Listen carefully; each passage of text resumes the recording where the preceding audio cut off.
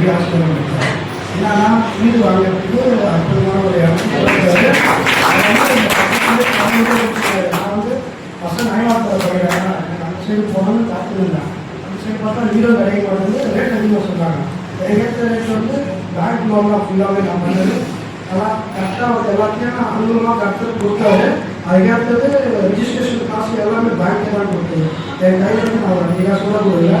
அது வந்து கரெக்டாக வரும்போது எல்லாமே நடத்துனது கரெக்டாக பெரிய ஒரு ஆசிரியர் கொடுத்தது நன்றி சொல்லுவேன்.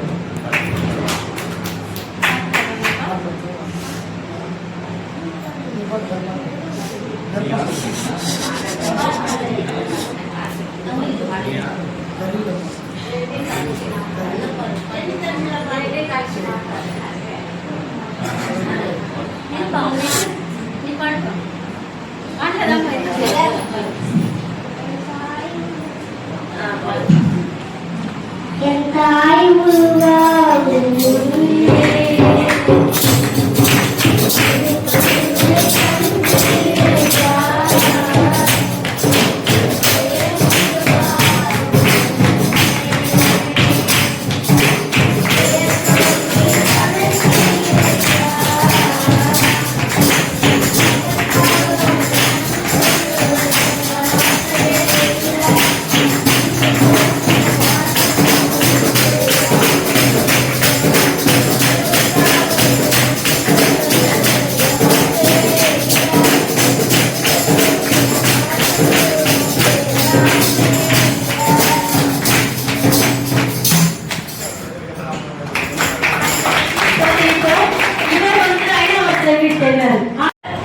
அவங்க அண்ணன் தான் ஏதாச்சும் ஒன்றா உதவி பண்ணுவாரு. இப்போ மீனா நம்ம வந்து ஒரு சாட்சி ஆண்டவர் செய்த நம்பிக்கை சொல்லி நான் எப்படி சொல்றது, சர்ச்சைக்கு வரும்போது என் பையன் ரொம்ப கடந்து கொண்டு வரேன். போகக்கூடாது, செய்யக்கூடாது. இப்போ கூட ஒரே இருந்தாங்க. ரொம்ப லேட் ஆச்சுன்னா அவங்க தான் இப்போ லேட் ஆச்சு. சீக்கிரமா ஒரு ரசிக்கு போடணும், அவங்க எங்க கூட வரணும். ஆனால் ஒரு நம்பிக்கை செய்யறது இப்போ எடுக்கிறேன்னா அவருக்கு காலேஜுக்கு வேலைக்கு போறேன்னா அவங்களோட சக்தி தான் எனக்கு இருக்கலாம். இல்லைன்னா நான் இல்லை என் போட்ட மகள் கூட அவங்களோட ரொம்ப சீஸ் தானே வருவாங்க.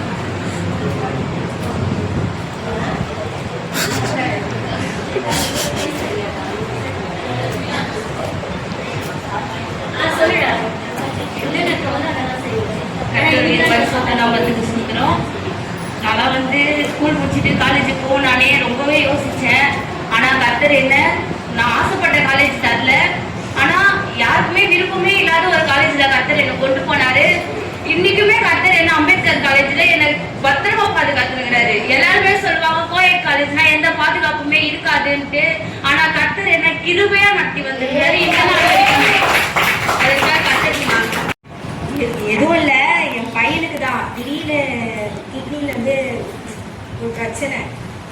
ஆப்ரேஷன் பண்றதுக்கு போகிறாங்க. நான் கீழே போய் ஜப்பம் பண்ணிட்டு வரேன், வேணான்றாங்க. அதுக்கப்புறம் சும்மா திடீர் பண்ணி பார்ப்போமேன்னு பண்ணிட்டு இருக்காங்க. இப்போ கொஞ்சம் ஓரளவுக்கு நல்லாயிட்டு இருக்கு. முழுசா நல்லா ஆயிடும். கர்த்தர் இந்த சாட்சியாரு பிள்ளைகளை கொண்டு இவர்களை ரட்சித்தார். இவர்களை கொண்டு அநேகம் பேரை ரட்சிக்கப்படும். அதற்காக கர்த்தரை சோதரிப்போம். சோதரன் சோதரன் சோதரன் சோதரன் சாரதம்மா வாங்க. நம்ம சாரதம்மா கூட இருக்கிறது கர்த்தருடைய கிருபை தான். ஒரு என்ன சொல்றது, ரட்சிக்கப்பட்டு அவங்க வீட்டுக்கு நான் உள்ள வரும்போது சப்பா ஐயா வந்து எனக்கு ஜாப் நான் வந்து பைபிள் படிக்க சொல்லக்கூடாது. நான் அப்படிதான் ஆண்டுகிட்ட ஜாப் பண்ணிங்க வந்து உக்காருவேன். ஆனா ஐயா வந்து நீ படிமாட்டு கூட சொல்ல மாட்டேன் பைபிள். ஆண்டவரே ஏசப்பா ஐயா வந்து என்னை பைபிள் படிக்க சொல்லலை. ஏன்னா எனக்கு கண்டு சரியா மங்களா தெரியாதுன்ட்டு ஜாப் பண்ணிட்டு இருந்தேன். ஆனா நான் இப்போ வந்து நீங்க வந்து ஆண்டவரே நான் எப்படிப்பா இந்த கண்ணுக்கு நான் போய் அங்கலாய்க்குவேன். நான் என் அங்காளா இப்போ ஆண்டவர் பார்த்து இங்கே கேம்ப் போட்டாங்க.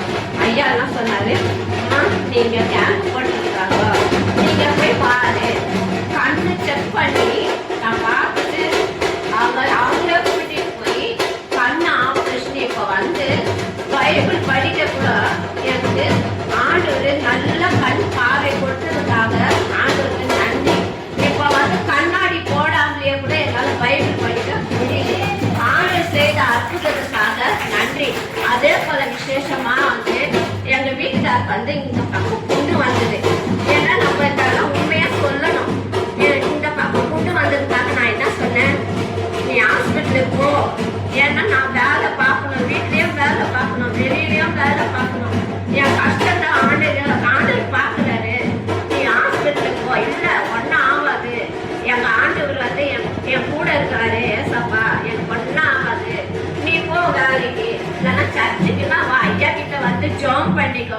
வரேன் வரேன்னு சொல்ல பின்மாற்றத்துல தான் இருக்கிறாரு. ஆனா ஆண்டவர் வந்து எங்க வீட்டுக்காருக்கு வர மரணத்தை வந்து ஆண்டவர் இங்க இருந்து நான் ஜம்ப் பண்ணினே போறேன். உங்க தாவீதுக்கு வந்ததை நான் வேறு வழியா தூக்கி போட்டேன்.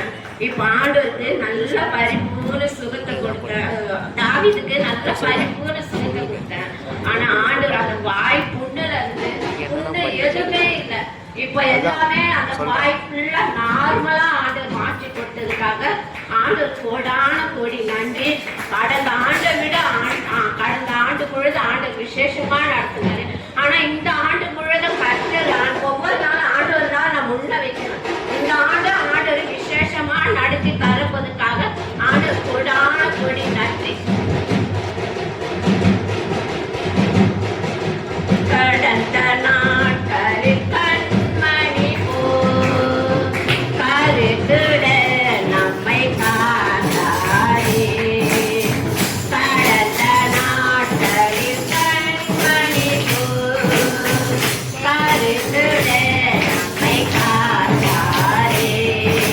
கோடையிலும் நாம் கருகையிலும்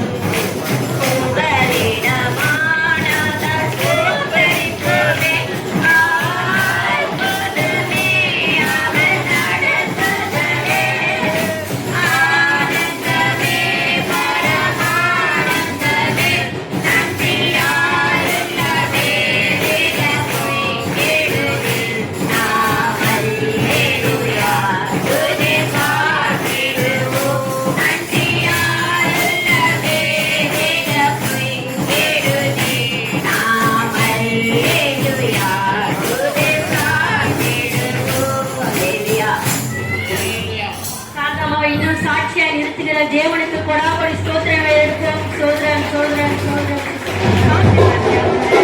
எங்க வீட்டுல நல்லபடியாக சப்பா எங்க வீட்டுல நல்லபடியாக ஒரே ஒரு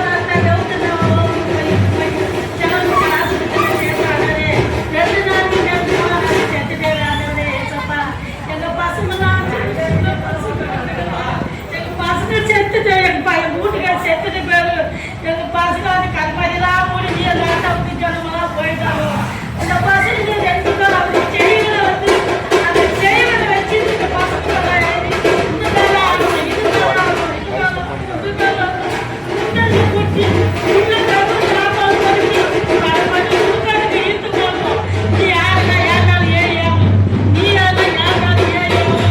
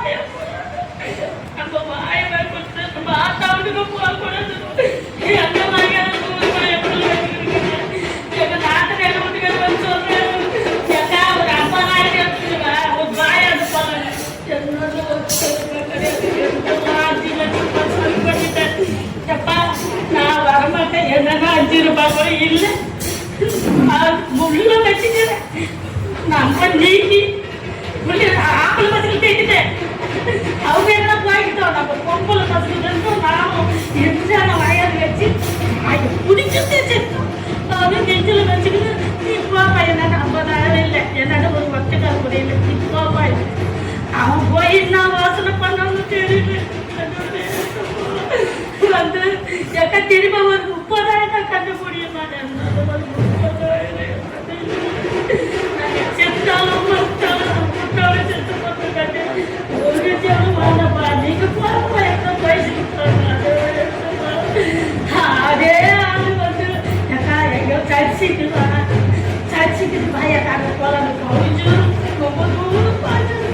அங்கே போய் 5 நாள் வச்சுட்டு இந்த பொண்ணு 2 பொண்ணுல எந்த ஒரு கல்யாணம் பண்ணா எவ்வளவு போய் இருந்தாலும் ஒரு குடிக்காம போய் பெரிய பொண்ணு கட்டிக்கவே மாட்டேன். கட்டி புட்டுது எவ்வளோ சின்ன வயசு கட்டிக்கவே மாட்டேன். நீங்க யாருக்கு குடிக்காத புட்டு புட்டு கழிச்சு போட்டு சின்ன பிள்ளை கீ பண்ணல, என் பெரிய பிள்ளை கீ பண்ணல, என் சொந்த மந்தெல்லாம் என்ன வாங்கிட்டோம். எங்க அத்தா விட்டுச்சு, அவன் கவுரு வாங்கிட்டு போனாங்களே, அவ்வளவுதான். அந்த செத்தனம் அந்த போயிட்டு ஒரு ஜனம் ஆதிரிகளை 10 ரூபாய் கொடுக்கல, ஒரு காப்படி என் மேல வேணாலும் பானை கூட வழி நடந்து போக, கல்விக்கு போக, 10 நாள் கட்சி போடுறாங்க, குட்டி போட்டு போடுறாங்க.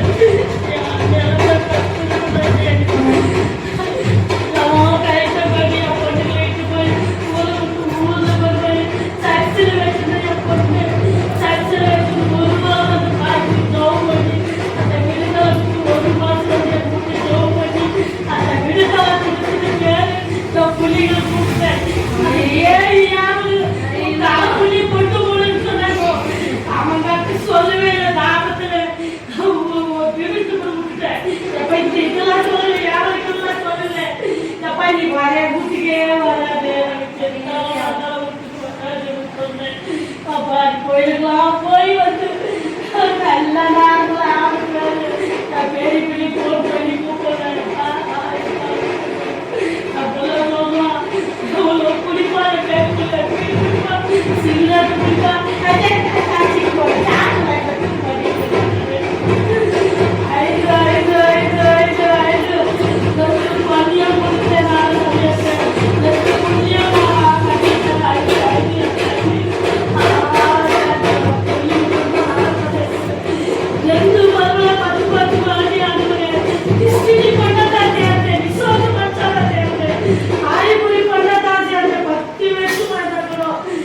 இது பொண்ணு கட்ட மாட்டேன், சொந்த மாட்டேன், நான் கொடுத்துறேன், நான் கொடுத்துறேன், நான் கொடுத்துறேன்.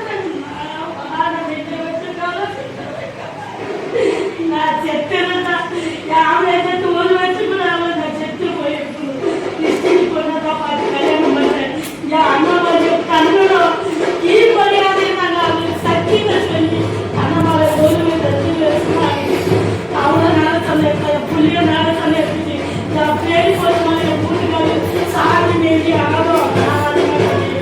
நீ தான் போடு, நான் கற்பூரம் பொண்ணு நாட சொல்லிட்டு இந்த பேட்டி இந்த பொண்ணு நாட சொல்ல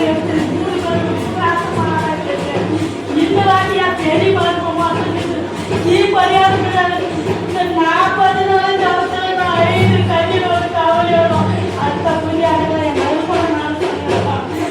பொண்ணு புள்ள எங்க வந்து 7 பேர புள்ளிக்க எனக்கு ஏசப்படணும், அவசரமா வச்சுக்கணும். தேசத்துக்கு விட்டு தேசத்துக்கு வந்து இங்கே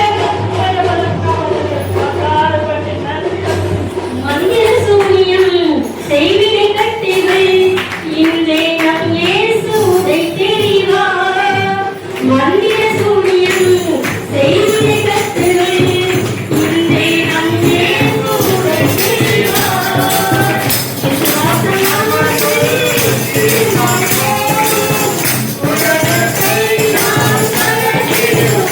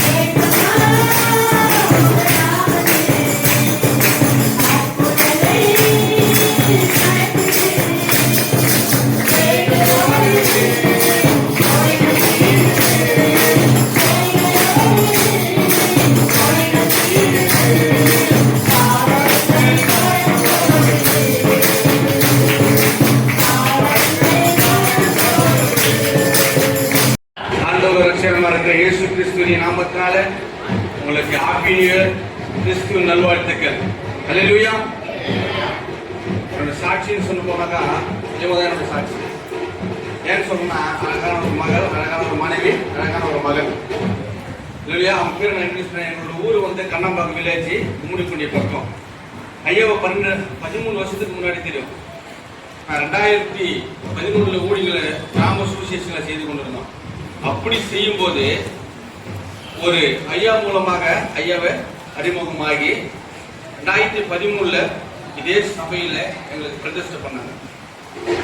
அதாவது எப்படி சொல்லணும்னாக்கா, ஒரு வருட காலமாக கர்த்தருடைய வார்த்தையை சுமந்து போய் மக்களுக்கு சொல்லி அதுக்கு ஆதாரமாக அப்போஸ்தலர் 11ஆம் அதிகாரம் 26ஆம் வசனத்தை எடுத்து வாசிங்க.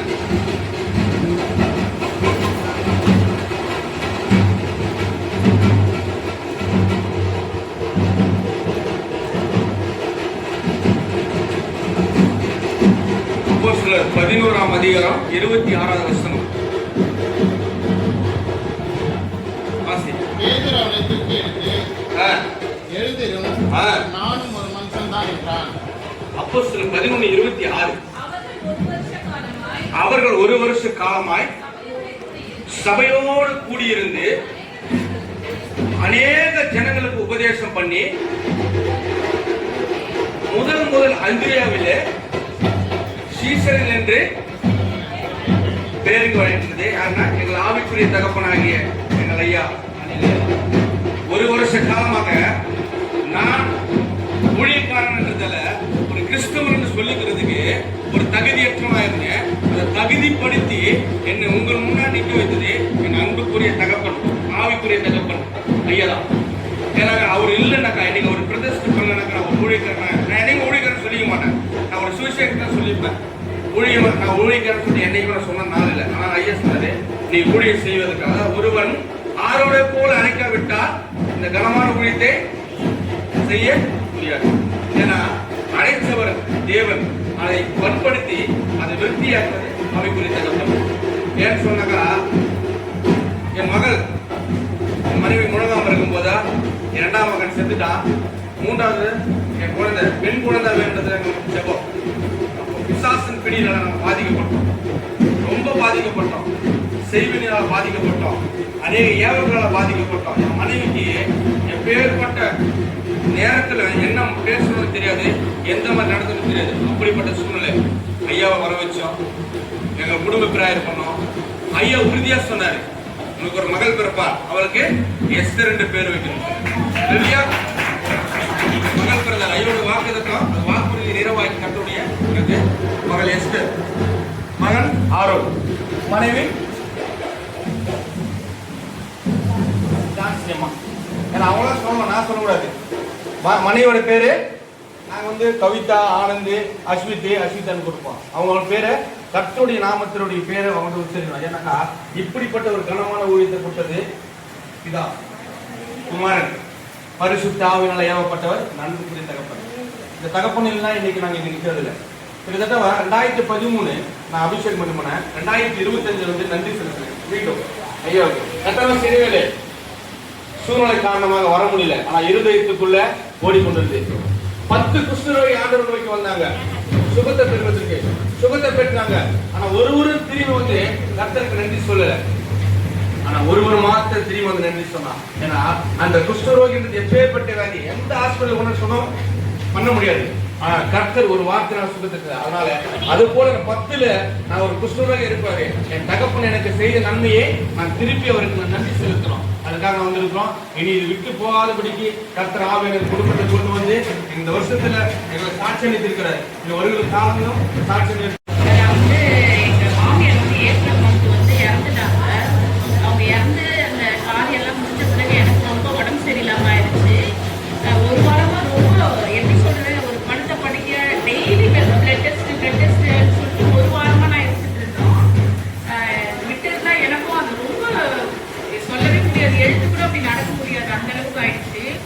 எல்லாருமே ரொம்ப பயந்துட்டாங்க. இப்பதான் அவங்க இருந்தாங்க, என்னாச்சுன்னு தெரியல அப்படின்னு சொல்லிட்டு எல்லாருமே ரொம்ப கஷ்டப்பட்டாங்க. அப்புறம் அம்மா தான் வந்து எங்க அம்மா ரொம்ப ப்ரேயர் பண்ணி, அதுக்கப்புறம் எங்க நாத்தனாருக்கெல்லாம் வந்து கொஞ்சம் ப்ரேயர் பண்ணாங்க, பண்ணி போய் அதுக்கப்புறம் தான் கொஞ்சம் சரியாச்சு. அதுக்கப்புறம் நான் எழுதினாங்க. அதுக்கப்புறம் நான்சிக்கு வந்து அது பிறக்கும் போதே கொஞ்சம் ரொம்ப வீக்காக இருந்தாங்க. அதுலேருந்தே கொஞ்சம் ரொம்ப அவளுக்கு பார்த்து எல்லாமே செய்கிற மாதிரி இருக்கும். அப்பப்போ அடிக்கடி வந்து ரொம்ப உடம்பு சரியில்லாமல் ஆகிடும் நான்சிக்கு மட்டும் எப்போவுமே. நான் யோசிச்சுட்டே இருப்பேன், ஏன் இப்போ நான்சிக்கு மட்டும் இந்த மாதிரி ஆகுது அப்படின்ற மாதிரி. அவளுக்கு பிறக்கும் போதே கொஞ்சம் அவள் வீக்காக இருந்ததுனால எது ஒன்றுமே பார்த்து எது பண்ணாலுமே அவளை நான் அப்படியே விட்டுருவேன் எதுக்குமே. அப்பப்போ அடிக்கடி உடம்பு சரியில்லை. அப்போ ப்ரேயர் தான் பண்ணுவோம், ஏசப்பா எப்படியாச்சும் நாங்கள் ஐயா கிட்ட அப்பப்போ வந்து ப்ரேயர் பண்ணி ஜபெண்ணை வச்சு தான் சரி பண்ணுவோம். அதுக்கப்புறம் போன மாசத்துல வந்து ரொம்ப உடம்பு சரியில்லாம ஆயிடுச்சு. உடம்பு சரியில்லைன்னா சாப்பிடவே முடியல அவளால, தொண்டைவலின்றது. அதுக்கப்புறம் ஹாஸ்பிட்டல் கூப்பிட்டு போனதான் சொல்லிட்டாங்க, தொண்டையில செதவல் இருக்குமா குழந்தைக்கு அப்படின்னு சொல்லிட்டாங்க. அதுக்கப்புறம் செகண்ட் டைம் ஒன்றும் ஆகாதுன்னு சொல்லிட்டு மருந்தெல்லாம் கொடுத்து பிரைவேட்ல தான் போய் பார்த்தோம் ஃபர்ஸ்ட். அதுக்கப்புறம் அந்த காத்துல வந்து அந்த தண்ணிலாம் அடிச்சு பயந்துட்டா வராங்க.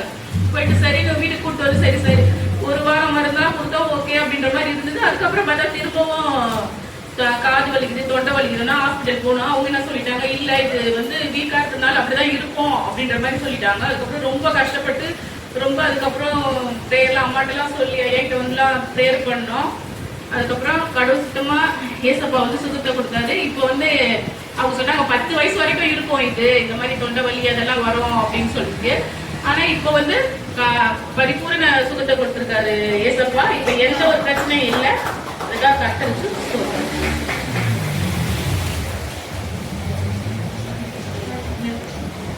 தேவா நான் ஏதினா விசேஷித்தவர், ராஜா நான் அதை தினம் யோசிப்பவர்.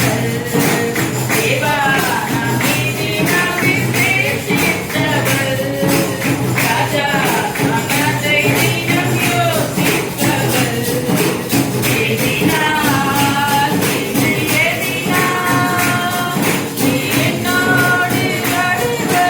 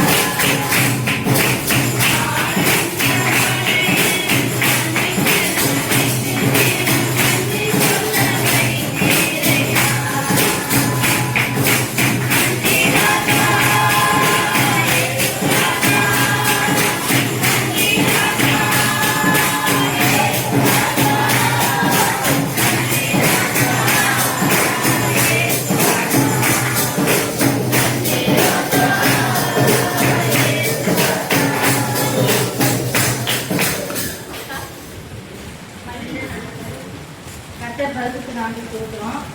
அப்போ போன வருஷம் 2 பேருக்கும் உடம்பு சரியில்லை பசங்களுக்கு. அப்பாவும் அம்மாவும் தான் வந்து ஜோம் பண்ணாங்க. இப்போ பசங்களுக்கு எந்த ஒரு உடம்பு சரியில்லை, சரீரத்தில் எந்த ஒரு பலம் இல்லாமல் கட்ட அந்த காய் இப்போ வீட்டில் இருந்தான். அதுக்கப்புறம் ஒரு 10 மணிக்கு மேலே போய் ஃபோன் பண்ணி நம்ம வேலைக்கு போயிட்டு என்ன பண்ணேன்னு கேட்டேன். வேலைக்கு போனம்மா, உடம்பு முடியலம்மா, படுத்துனுக்கிறம்மான்னு சொன்னான். அப்போ சரி ஏதோ உடம்பு சரியில்லை படுத்துனுக்கிறான்னு சொல்லிட்டு நானும் விட்டேன். திருப்பி காலையில் சனிக்கிழமை காலையில் ஃபோன் பண்ணேன். நான் என்னம்மா பண்ணுறேன் அப்படின்னு கேட்டதுக்கு, ஏம்மா நான் ஹாஸ்பிட்டலுக்கு போயிட்டுக்கிறேன்னு சொன்னேன். என் பொண்ணு ஏம்மா ஹாஸ்பிட்டலுக்கு போறேன்னு சொல்லி நான் கேட்டேன். ஏம்மா அலுமினியம் உருக்கும்போது அது வெடிச்சு என் கண்ணில் பட்டுச்சுமாச்சு என் பொண்ணு.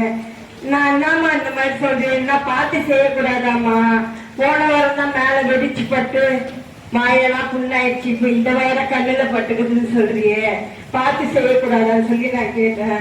அதுக்கு என் பொண்ணு சொல்லிட்டு என் நேரம்மா அது மாதிரி என்னம்மா பண்ணுறது, நேரம் படணுக்குது பட்டுச்சுமா அப்படின்னு சொல்லி சொல்லிச்சு என் பொண்ணு. எனக்கு என்ன ஆச்சோ ஏதோ ஆச்சோன்னு ஒரு மனசு ஒரு பதட்டமாவே இருந்தது எனக்கு அந்த இடத்துல. அப்புறம் நான் 12 மணிக்கு வந்தேன். நான் சனிக்கிழமை 12 மணிக்கு வந்தோடனே என் பொண்ணு வீட்டுக்கு ஓடினேன். நான் என்னம்மா ஆச்சுன்னா பட்டுனுக்குறேன் என் பொண்ணு. அதுக்கப்புறம் எங்கள் பேத்தி வந்து ஸ்கேன் எடுத்து காமிச்சிது. ஐயா அம்மாவுக்கு ஸ்கேன் எடுத்தாங்க கண்ணில் அப்படின்ட்டு. ஆனால் ஆண்டவர் எவ்வளோ ஒரு அற்புதமாக செஞ்ச கத்தருக்கு தான் நன்றி சொல்லணும். நான் அதுக்கப்புறம் அங்கே ஸ்கேனை பார்த்துற பேர் இந்த கருப்பு மொழியில் வந்து பக்கத்தில் பட்டுக்குது. அது மட்டும் கருப்பு பையில பட்டு இந்த என் பொண்ணு கண்ணே போயிட்டு இருக்கோம்.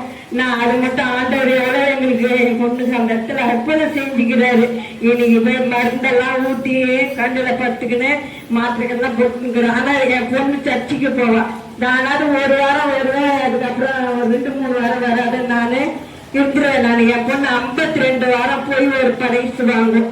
ஆனால் என் சர்ச்சுக்கு என்ன குழந்தைக்கு உடம்பு சொல்லாமல் ஹாஸ்பிட்டலில் இருந்தால் கூட சரி, டாக்டர் ஞாயிற்றுக்கிழமை டைமில் திக்குன்னு விடாந்துடும். அது வந்து வாரம் போடவே தவறாது. காத்தா இருந்தாலும் மழையா இருந்தாலும் என்ன வந்தாலும் 52 வாரம் போயிட்டு ஒரு வாசமா இல்லை ஒரு பாத்திரம் கொடுப்பாரு அந்த அசுகையா. ஆனா ஆண்டவர் தான் என் பொண்ணோட கூட இருந்து அந்த கருப்பு மொழியில படாம வெள்ள ஒரு சைட்ல பட்டு இன்னைக்கு என் பொண்ணு மறந்து விட்டுருன்னு இருக்கிறேன். சாயங்காலம் கேட்டேன் நானு, நம்ம எப்படி மாக்குது கண்ணு அப்படின்னு. அறுக்குதுமா அப்படின்னா மருந்து விடுமா நல்லா இடம் அப்படின்னு சொல்லி நான் சொன்னேன். எங்க ஐயா வந்து ஒரு 40 நாள் பஸ்ல இருக்கிறாரு. அந்த ஜபம் என்ன வாங்கிட்டு வந்துக்கிறேன். அந்த ஜபம் பண்ணி ஐயா கொடுத்தாருன்னா என் பொண்ணு கண்ணுல சுட்டு விட்டா நல்லா போயிடும். என் ஐயா கையால ஜபம் பண்ணிட்டு தரனால அதுவே போறோம் எங்களுக்கு. அதே மாதிரி வந்து என் வீட்டுல வந்து ஜப கூட்ட வைக்கலான்னு இருக்கிறேன்.